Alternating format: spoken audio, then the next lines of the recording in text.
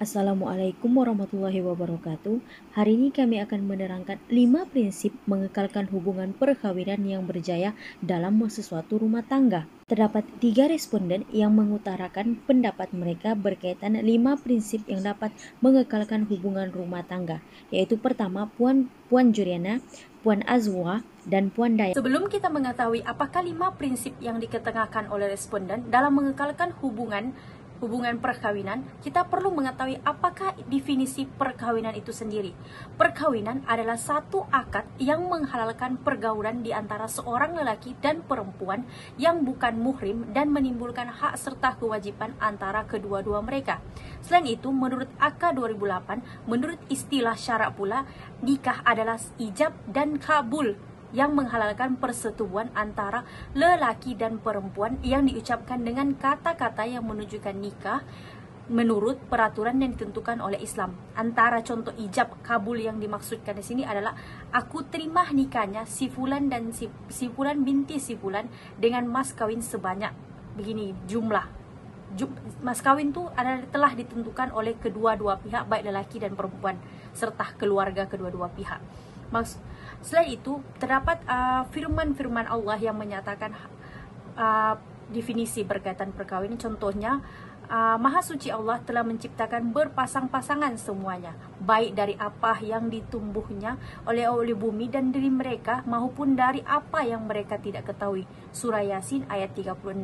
Selain itu, menurut Imam Nawawi, nikah secara bahasa adalah bergabung. Terkadang digunakan untuk menyebut akad nikah, kadangkala digunakan untuk menyebut hubungan seksual. Maksudnya sini, nikah ini adalah satu akad yang menghalalkan untuk perempuan dan lelaki melakukan hubungan suami istri untuk melahirkan zuriat yang dapat membela agama ataupun melahirkan zuriat yang soleh dan soleha. Selain itu terdapat juga contoh firman daripada Allah Subhanahu wa taala yang menerangkan berkaitan menikah yang artinya akad nikah. Contohnya firman Allah Subhanahu wa taala, "Maka lakukanlah akad nikah dengan wanita-wanita lain yang kamu senangi, 2, 3 atau 4. Kemudian jika kamu takut tidak akan berlaku adil, maka kawinilah seorang sahaja atau budak-budak yang kamu miliki." Yang demikian itu adalah lebih dekat kepada tidak berbuat aniaya. Maksudnya, jika seseorang itu boleh berkawin lebih daripada satu, maksudnya dari segi adil, bertanggung jawab dan sebagainya, dia dibolehkan untuk berkawin. Namun jika seorang laki itu merasa bahwa dia tidak dapat berlaku secara adil, satu orang wanita sudah cukup memadai. Seterusnya kita akan membincangkan berkaitan hukum berkawin. Pada dasarnya, para jumlah ulama berpendapat beberapa hukum berkawin mengikut keadaan si laki dan perempuan. Misalnya, hukum haram berkawin jika si lelaki tidak dapat berlaku adil dan dapat menganiaya perempuan. Misalnya, menjadikan perempuan sebagai hamba seks ataupun hamba seks kepada orang lain untuk mendapat keuntungan. Itu dianggap bahwa haram hukumnya berkawin dengan perempuan untuk tujuan kepentingan sendiri. Namun terdapat juga hukum wajib berkawin jika seseorang lelaki tidak dapat mengawal diri daripada nafsu syahwat. Jadi hukumnya digalakkan untuk berkawin bagi mengelak daripada berlakunya zina. Selain itu, Rasulullah SAW dan Allah Subhanahu wa taala menggalakkan perkawinan. Misalnya menurut hadis Abdullah bin Mas'ud radhiyallahu anhu bahwasanya ia berkata, Rasulullah SAW bersabda pada kami, "Wahai generasi muda, barang siapa di antara kamu telah mempunyai kemampuan secara fizikal dan harta, hendaklah ia bernikah karena ia dapat menundukkan pandangan dan memelihara kemaluan. Barang siapa belum mampu, hendaklah ia berpuasa sebab melindungi syahwatnya."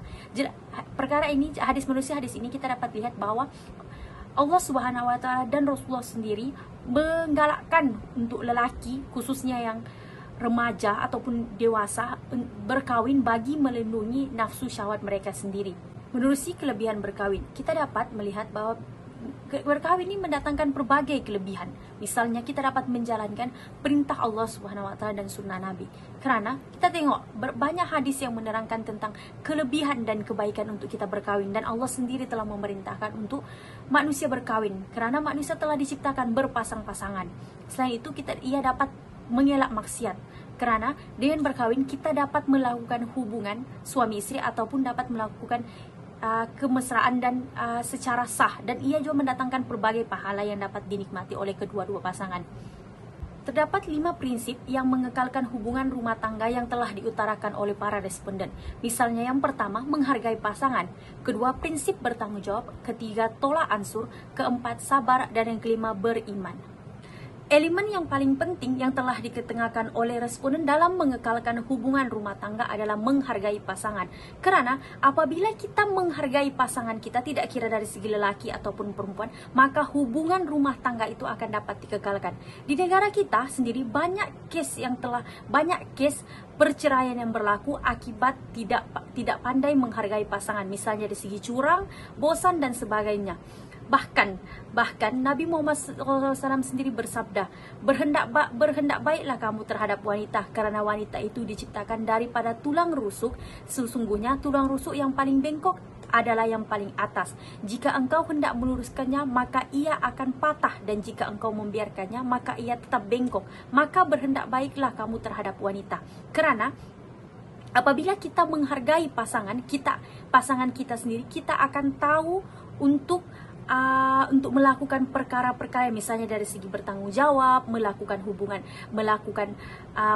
kerja-kerja rumah bersama, kerana tidak mau membiarkan pasangan kita secara bersendirian.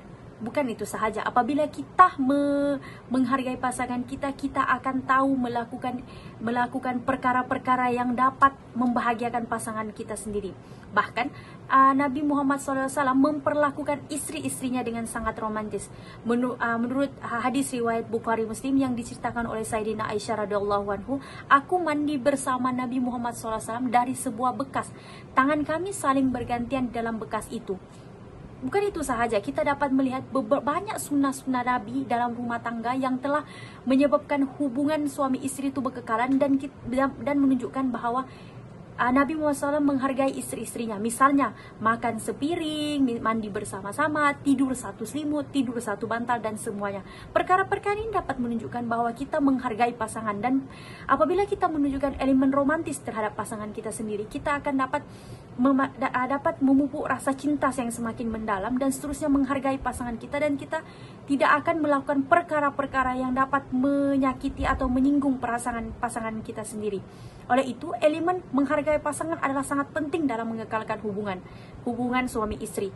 Bukan itu saja, ia dapat menyelamatkan perkahwinan itu daripada ujian ataupun daripada sesuatu perkara yang dapat meruntuhkan rumah tangga itu tersebut. Seterusnya, tanggungjawab. Tanggungjawab bermaksud suatu kewajipan yang dipikul oleh seseorang, seperti mana tanggungjawab suami dan isteri di dalam institusi keluarga. Bagi mewujudkan rumah tangga yang sakinah, mawadah, suami dan isteri haruslah melaksanakan tanggungjawab masing-masing supaya suasana harmoni dapat diwujudkan dalam keluarga. Sebagai contoh, suami haruslah memberi nafkah kepada isterinya seperti pakaian dan tempat tinggal. Hal ini kerana para fuqaha sependapat menyatakan nafkah haruslah dilaksanakan oleh suami kepada isterinya. Di dalam Al-Quran surah Al-Baqarah ayat 233, Allah berfirman mengenai nafkah yang bermaksud para ibu hendaklah menyusukan anaknya selama 2 tahun penuh bagi yang ingin menyempurnakan penyusuannya, dan kewajipan ayah untuk memberi nafkah makan dan pakaian kepada isterinya secara makruf. Maksud ayat ini ialah ayah diwajibkan untuk memberi nafkah kepada isteri dan anak-anaknya secara makruf, iaitu tidak membebankannya dan mengikut masyarakat setempat. Selain memberi nafkah, ayah juga ataupun suami haruslah adil dan memberikan kasih sayang kepada isteri. Manakala isteri haruslah mentaati suami kerana taat adalah perintah dari Allah SWT. Oleh hal demikian, suami dan isteri haruslah mengetahui dan melaksanakan tanggungjawab masing-masing supaya dapat mewujudkan sakinah, mawadah dan rahmah di dalam rumah tangga.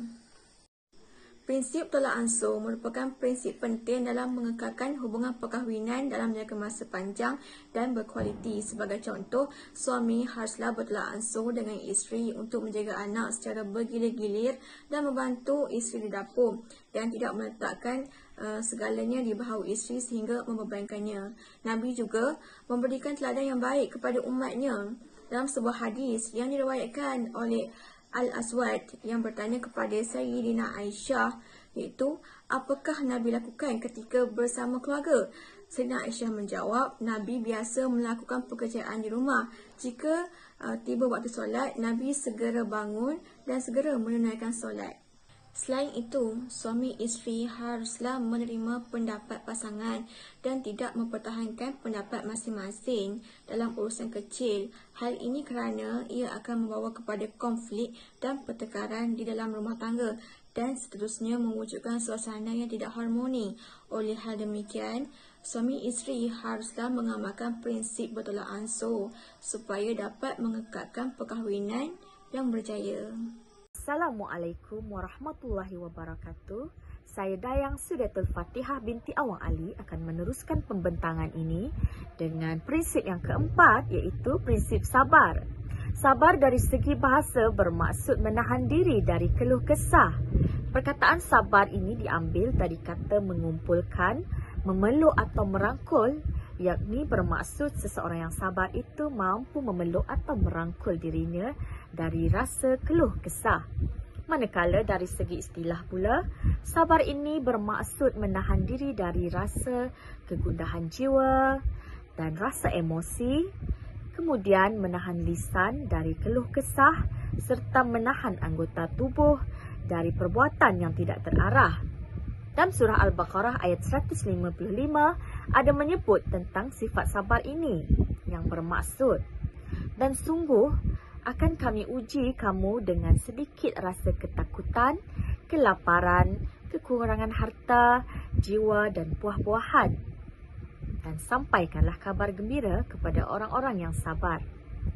Dalam konteks rumah tangga ataupun dari segi hubungan suami isteri pula, si suami haruslah bersabar melayani kerenah isterinya yang mungkin akan menimbulkan kemarahan ataupun menyinggung perasaannya. Lelaki haruslah faham bahawa wanita ini memiliki kecenderungan ataupun keinginan yang banyak yang tidak boleh dibiarkan, juga tidak boleh diperbaiki dengan cara kekerasan. Maka apabila seorang isteri ini melanggar perintah Allah Subhanahu Wa Taala, seorang suami ini haruslah memberi nasihat ataupun teguran yang baik dan lembut. Sekiranya isteri itu tidak memahami ataupun tidak mahu mengendahkan nasihat yang baik itu, maka suami haruslah mengasingkan diri ataupun menghindari diri dari tempat tidur atau tidak mengajaknya berbicara tidak lebih daripada 3 hari. Dan jika isteri tidak juga mengendahkan dan cara tersebut tidak juga berkesan, maka barulah suami boleh memukul isteri dengan syarat pukulan tersebut tidak menyakitkan dan juga tidak mengenai bahagian wajah isteri tersebut. Baiklah, untuk prinsip yang terakhir, iaitu prinsip beriman. Prinsip ini dimaksudkan dengan seseorang yang berpegang teguh dengan ajaran agama Islam dan mengamalkan nilai-nilai ini di dalam kehidupan sehariannya. Seseorang yang beriman dan beragama ini bukanlah semestinya seseorang yang harus berlatar belakangkan pendidikan Islam, iaitu seperti hendaklah dia graduan dari pengajian agama Islam ataupun seseorang bekas pelajar sekolah agama semata-mata. Bukan itu yang dimaksudkan dari segi seseorang yang beriman dan beragama ini. Ia dimaksudkan dengan seseorang yang mengamalkan ajaran Islam ini sebagai teras hidup mereka seharian. Sebagai contoh, menunaikan zakat, mendirikan solat 5 waktu, mentaati kedua ibu bapa dan menjaga hak jiran. Dalam riwayat Al-Tirmizi ada mengatakan bahawa sekiranya datang kepada kamu seorang yang kamu reda agama dan akhlaknya dengan tujuan meminang, maka hendaklah kamu mengahwininya, dan jika tidak dilakukan, maka akan berlaku fitnah di atas muka bumi dan kerosakan yang dahsyat.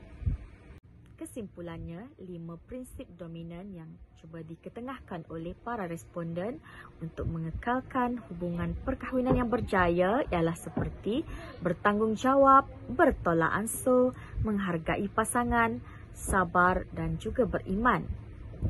Oleh itu, kesejahteraan rumah tangga ini harus dimantapkan dengan cara mengekalkan dan memperkayakan hubungan suami isteri yang berkualiti. Kerana hubungan suami isteri yang berkualiti itu akan memberi kesan positif secara langsung kepada hubungan perkahwinan itu sendiri. Jadi, penceraian itu haruslah dianggap sebagai jalan terakhir dan bukannya jalan penyelesaian yang pertama untuk menyelesaikan ataupun menghadapi konflik rumah tangga itu.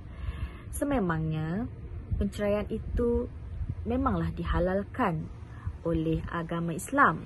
Akan tetapi, penceraian itu jugalah sesuatu yang sangat dibenci oleh Allah Subhanahu Wa Taala. Jadi, tujuan utama manusia hidup di muka bumi ini adalah untuk mencapai kebahagiaan hidup di dunia dan juga di akhirat.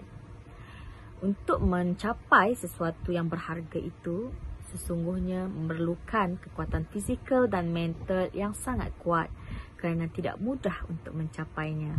Itu saja dari kami. Sekian, terima kasih. Assalamualaikum warahmatullahi wabarakatuh.